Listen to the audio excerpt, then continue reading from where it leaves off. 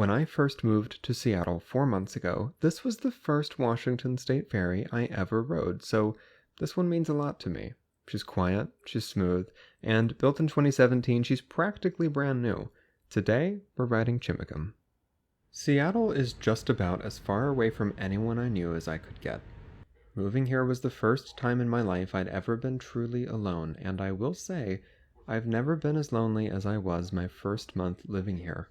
But then, about a month later, a close friend of mine moved to Kitsap County across the Sound, and right away I found myself on a ferry to go see her several times a week. My first time riding Chimicum, which was my first time riding any Washington State ferry, she still had "Go Hawks" painted across her solarium windows. And honestly, I think I fell in love with the ferries before my first ride was even over. I don't know what it is about this ferry in particular, but more than any other ferry, I feel like when I'm aboard Chimicum, my new home state puts on a show for me. Tahoma seemingly always comes out when I'm riding Chimicum, and this ride was no exception. I mean, look at her. A tourist standing behind me when I got this shot burst into tears at her beauty, and frankly, even after living here 4 months, I nearly did too. But the show doesn't end there. One of my favorite things our planet does is cast shadows on itself, which, where I'm from, is rare, but here, it's almost an everyday occurrence. Smoke from a chimney sends wooded areas into full hoa hoa hoa, and in those initial lonely moments when I moved here, I couldn't help but look around at my new home and realize I am exactly where I'm meant to be. So several times a week, I'd hop on a ferry during the day, visit my friend for as long as she'd let me, and then I'd take the midnight ferry home. And let me tell you, the midnight ferry is a completely different experience.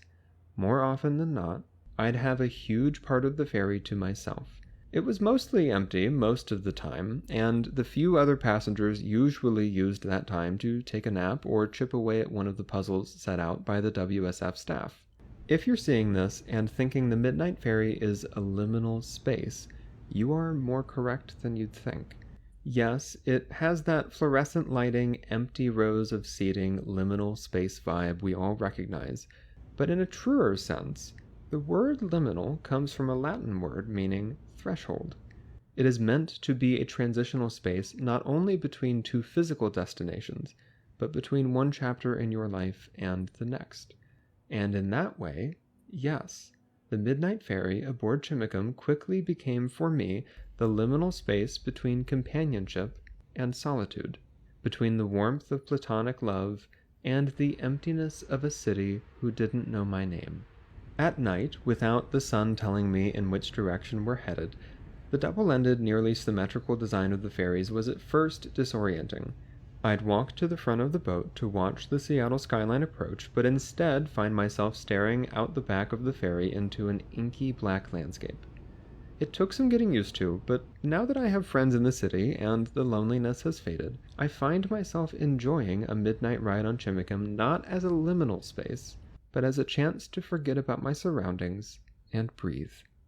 Chimicum is an Olympic-class ferry built right here in Seattle, which can carry up to 1,500 passengers and 144 vehicles.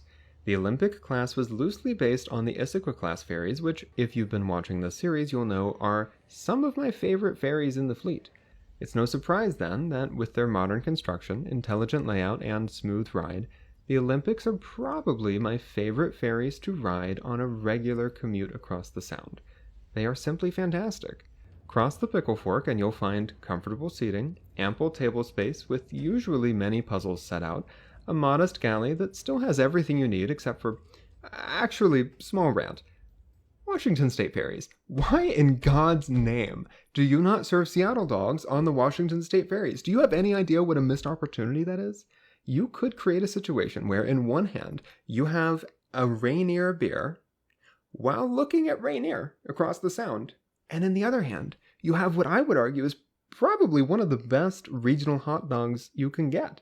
I love a Seattle dog, and it's not that hard to caramelize onions. Come on, step up, give us a Seattle dog. Anyway, a fun fact about this ferry is that they used a metal-based tint to darken the windows and keep the passenger lounge cool in the summer. One small problem with that is that, well, the rest of the ferry is metal too.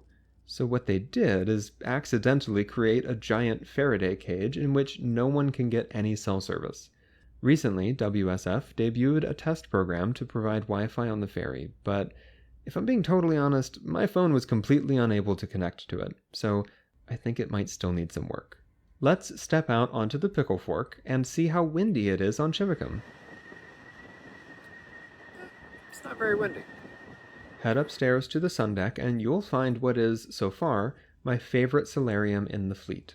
It makes the most sense for it to face forward like this. The larger ferries have solariums that face sideways, and I don't know about you, but I much prefer this solarium that has both forward and side-facing seating. And there is so much room! The sun deck as a whole is very spacious, and I think it speaks to the smart layout of the ferry. It is far from the biggest class in the fleet, and yet it feels so well appointed and well thought out. Everything is where you'd want it to be, and it offers what I would argue is probably the best overall passenger experience of any class of ferry. Hey, wait, what was that in the corner?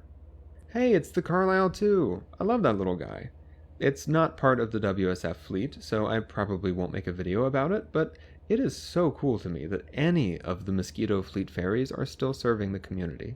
The Chimacum ferry means so much to me, and my time riding her is largely what made me want to make this series that, let me be clear, no one asked for. It's funny, really, that I gained 18,000 new followers from my recent comedy videos and decided to completely squander my increased presence on this app by pivoting, completely unprompted, to making videos about boats. But they're more than boats, aren't they? Stepping aboard a Washington State ferry is the act of turning the page, of leaving what was to go find what will be. 3 ferries down, 18 to go. See you next time.